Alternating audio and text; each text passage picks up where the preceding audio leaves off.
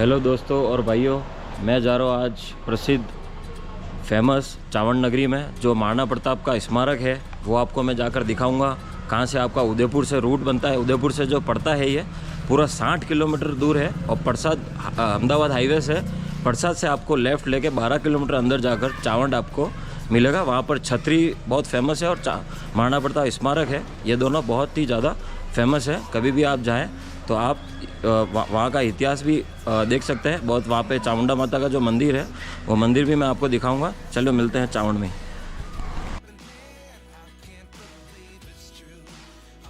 ये प्रसाद से लेफ्ट ले लें चावंड के लिए। यहाँ से 12 किलोमीटर सीधा जाएंगे, सीधा जाऊंगा। तो हेलो दोस्तों, मैं आ गया हूँ मेरे गांव चावंड में और अभी मैं जाऊँगा महाराणा प्रताप स्मारक और आपको मैं वहाँ पे छतरी, चामुंडा माता मंदिर और ये सब दिखाने वाला हूँ। और अभी मैं हूँ मेरे घर के बाहर, तो अभी तैयार हो चुके हैं। अभी मैं तैयार हो चुका हूँ और मैं बहुत जल्दी आपको वहाँ पे लेके चलता हूँ। ये महाराणा प्रताप स्मारक के लिए राइट टर्न। पूरे 3 सालों बाद आया हूँ और यहाँ पर तो मुझे और ज़्यादा साल हो गए, तो काफ़ी चेंज लग रहा मुझे, बदला।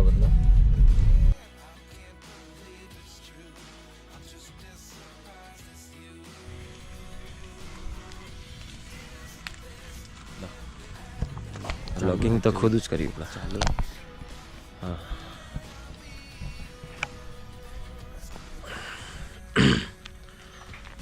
तो अभी मैं खड़ा हूँ चामुंडा माता मंदिर के बाहर।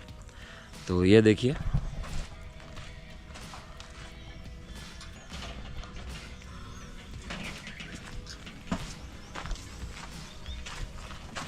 इस मंदिर का निर्माण जो है महाराणा प्रताप ने करवाया था, जैसे कि आप देख सकते हैं। ये देखिए,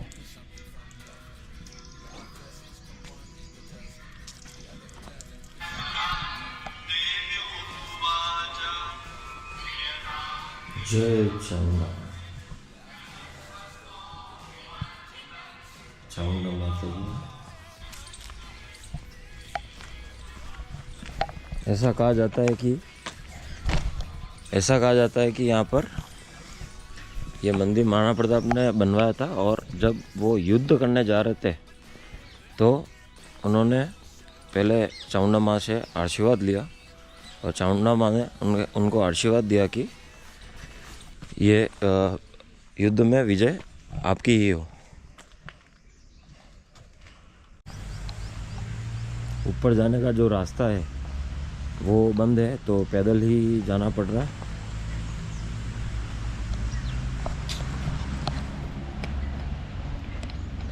यहाँ पर है जो महाराणा प्रताप के महल भी हैं और जो उनका युद्ध हुआ था वो 1576 में हुआ था। 18 जून 1576 को हुआ था और उसमें महाराणा प्रताप विजय हुए थे।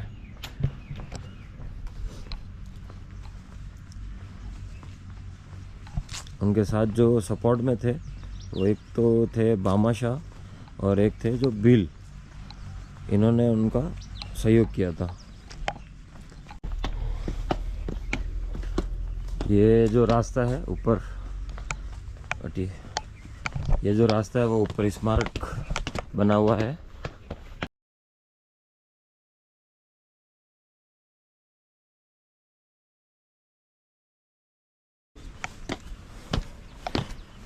ये जो है हाइट पर बना हुआ है, तो यहाँ से पूरा चावंड गांव भी दिख रहा है।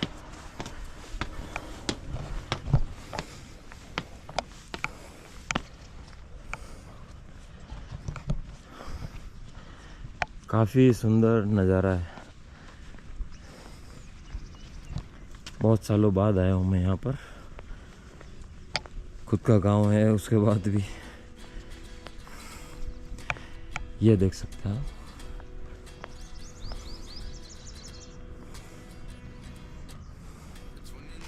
सबसे ऊपर जो है महाराणा प्रताप है। अब नीचे जो है उनके सहयोगी हैं। एक तो हैं भीलों के सरदार, एक है भामाशाह जिन्होंने धन से उनकी मदद की थी। और एक वो भील के सरदार हैं जिन्होंने आर्थिक खुद उनके सर कटवा कर उनकी मदद की थी, उनके साथ युद्ध में भाग लेकर। और एक जो है खुद महाराणा प्रताप हैं।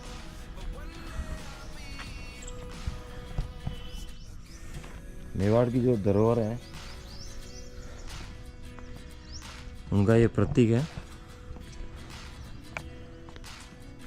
एक जो ये है ये उनके शायद जो है मुस्लिम सेनापति थे, ये वही है। महाराणा प्रताप ने चावंड को अपनी राजधानी बनाया था। यहाँ उन्होंने चामुंडा देवी मंदिर बनवाया। चावंड में उनका निधन जो है 1597 में माघ शुल्क एकादशी के दिन हुआ था। उनके निधन के बाद बंदोली, केजाद और चावंड के बीच बनी केजड़ झील के बीच में उनकी 8 खंभों की छतरी बनाई गई है, जो मैं आपको अभी यहाँ से छतरी जाकर दिखाऊंगा। 18 जून 1576 को जो है महाराणा प्रताप और मुग़ल बादशाह अकबर के बीच युद्ध हुआ था, लेकिन अकबर तो युद्ध में नहीं आया था। महाराणा प्रताप के सामने कभी भी अकबर युद्ध में सामने नहीं आया। उसने हमेशा उसके वज़ीरों को, जो भी सेनापति थे, उनको भेजा। अकबर ने कभी साहस नहीं किया कि वो महाराणा प्रताप से लड़ सके। और ये जो ऐतिहासिक स्थल है वो उदयपुर से 60 किलोमीटर की दूरी पर है। जैसे कि आप अहमदाबाद हाईवे से आएंगे तो प्रसाद करके एक गांव आएगा, वहाँ से आपको टर्न लेना है चावंड के लिए, जो वहाँ से पड़ेगा 12 किलोमीटर। नेट ये उदयपुर से हो जाता है आपका 60 किलोमीटर। और यहाँ से बहुत सुंदर नज़ारा है। उसके बाद देश की धरोहर आप देखने आ सकते हैं। ऐसा कह सकते हैं कि जो मेवाड़ में युद्ध के समय की जो योगदान की बात करेंगे, जो राजपूतों का तो सबसे बड़ा योगदान है।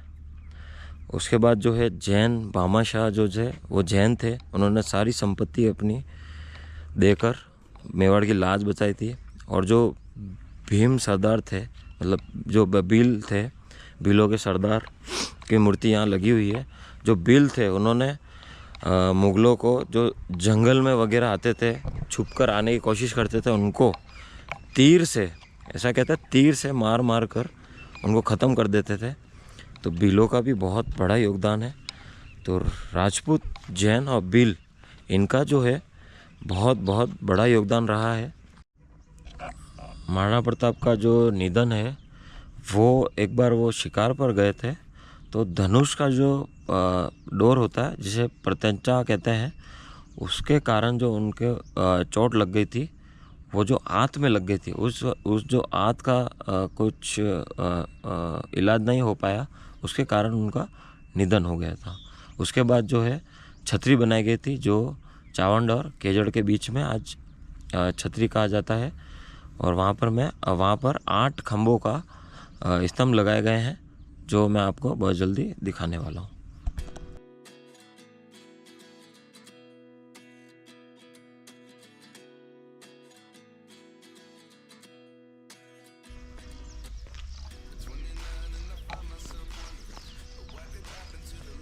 ये छतरी का मेन गेट है, जो चावंड और केजड़ के बीच में है। इसका जो निर्माण हुआ था वो महाराणा प्रताप के निधन के बाद में हुआ। बहुत ही खूबसूरत नज़ारा। एक वक्त पर यहाँ पर इतना पानी था, जहाँ पर मैं अभी चल रहा हूँ वहाँ पैरों तक पानी भी था। उस टाइम में भी मैं यहाँ पर आया था।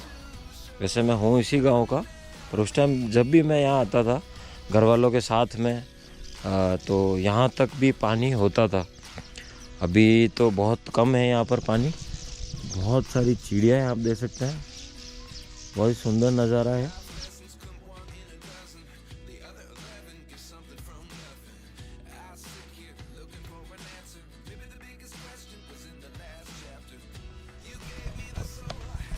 यहाँ से आप देख सकते हैं ये 8 स्तंभ बने हुए हैं, जैसे मैंने अभी बताया था थोड़ी देर पहले।